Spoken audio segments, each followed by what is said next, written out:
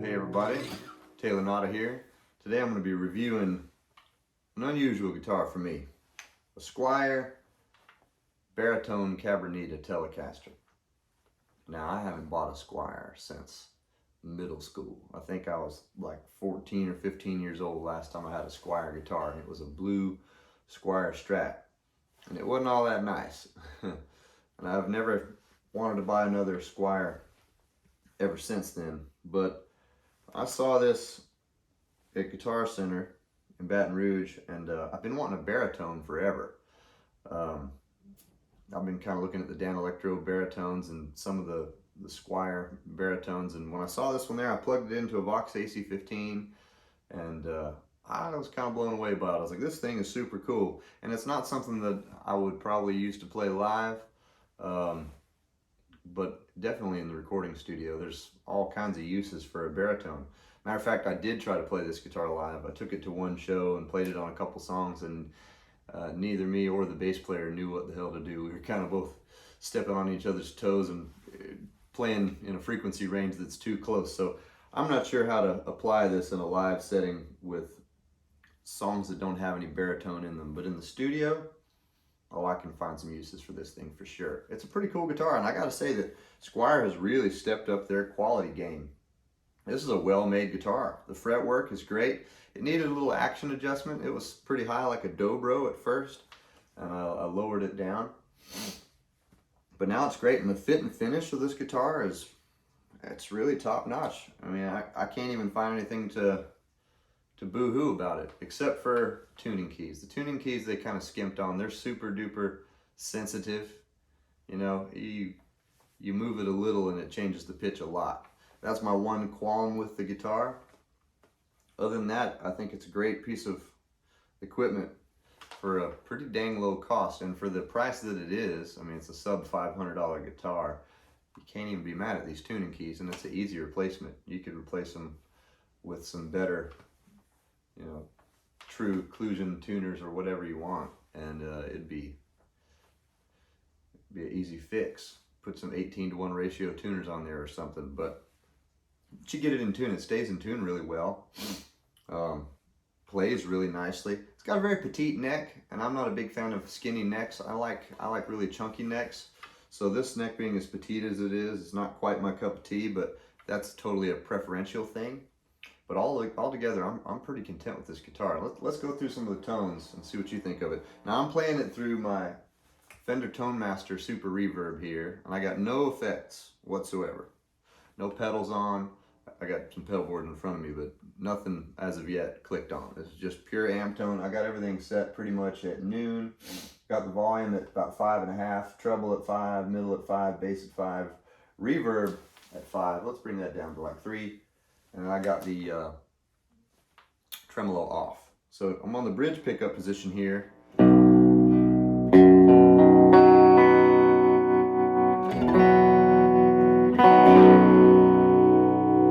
That's a great sound.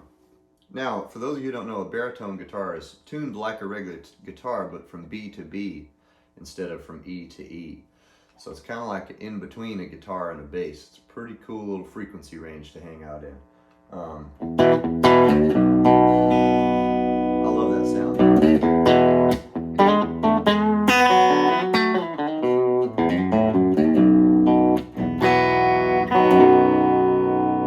Let's check out the middle position.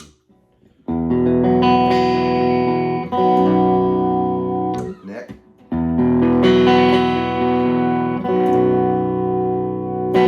You know, I think we could turn the treble up some. Let's turn the treble up to about 7. Maybe even bring the mids up some. See what that does. Go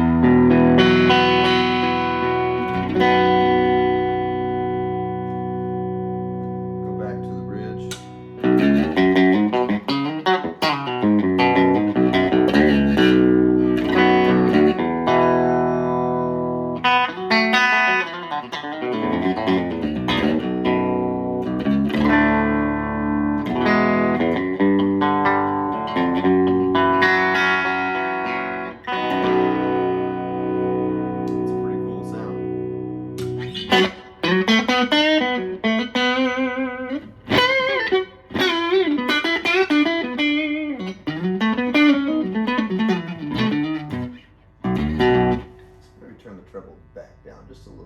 bring the mids up to about 7. Now I got the treble on 6. That's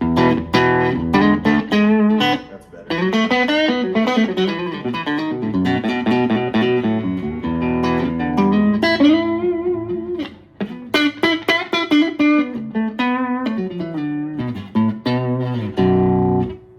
Let's go back to that bridge.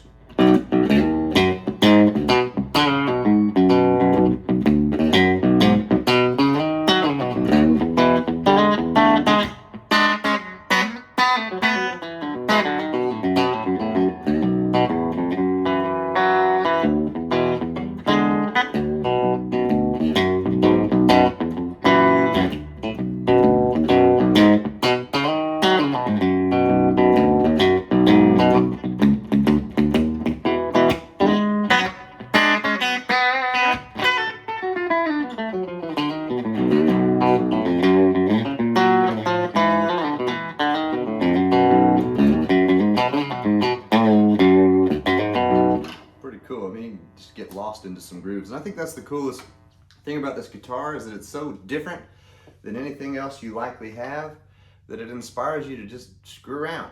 You know, it just inspires you to kind of sit around and see what you can do with it.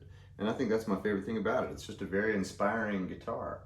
Not an expensive guitar, but it's an inspiring guitar nonetheless, and that makes it worth having. And I particularly like it for the cowboy stuff. You know, bring up this tremolo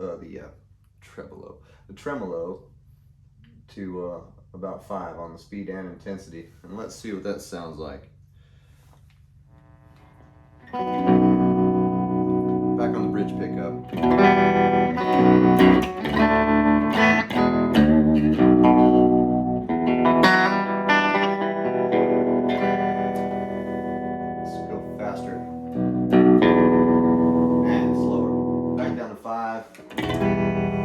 Maybe go to 6 on the intensity. Yeah. You know, you can get the whole.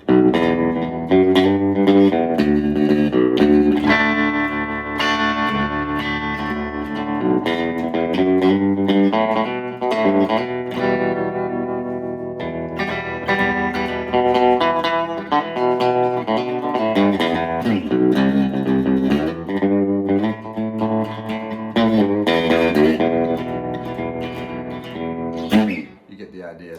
I mean, that's the kind of stuff I'm going to use it for.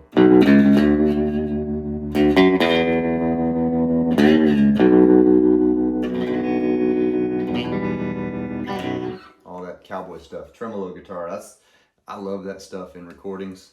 And that alone, just that one tone alone, that one little thing, even if it's kind of gimmicky, is worth buying this guitar for me, because I got a lot of use for that in the studio. But and what do you think about it? Leave your comments in the comments section. What would you do with it if you had one of these? Would you put a bunch of overdrive on? Let's try that. Let's put some overdrive. I've got a Rockworks light overdrive here. Let's click that on. Well, first let's turn off the delay, or the tremolo. Let's turn off the tremolo.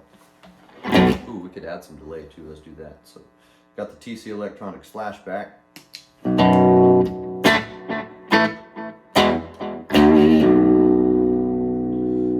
Pretty cool.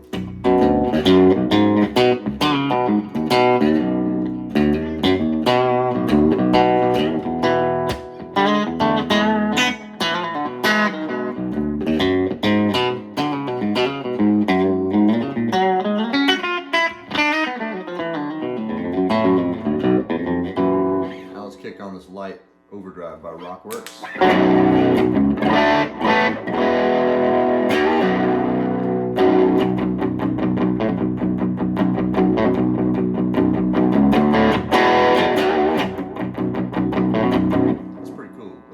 Overdrive. I got the JHS JHS Moonshine here. Let's see.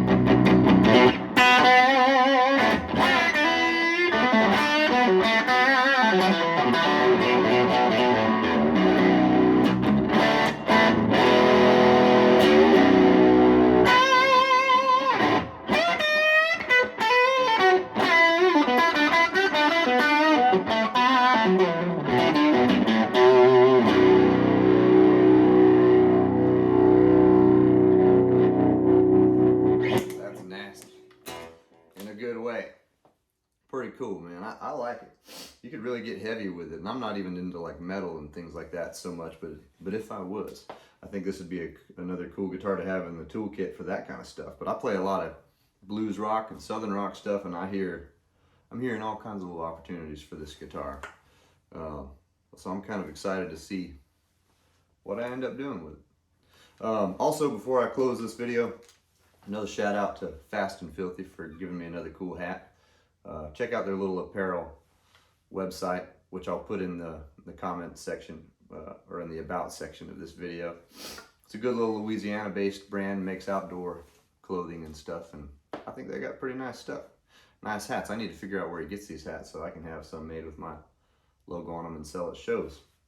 But anyhow, this has been another review by me on some equipment that I bought. This is not a paid review. Nobody gave me this guitar. I bought it because it sounded good at Guitar Center, and I like it. I've had it for a little while now, and I've used it for a few little things, and for what it does in its little range, it's a pretty excellent instrument. And even the pickups, I'm really impressed by the pickups. Kind of a P90-ish sort of thing. I don't know if they're true P90s or not, but they look like P90s and sound kind of like P90s, so I reckon they must be P90s. And I was thinking when I bought this thing that I would be inclined to change them. I don't think so. I think I'm gonna leave them alone.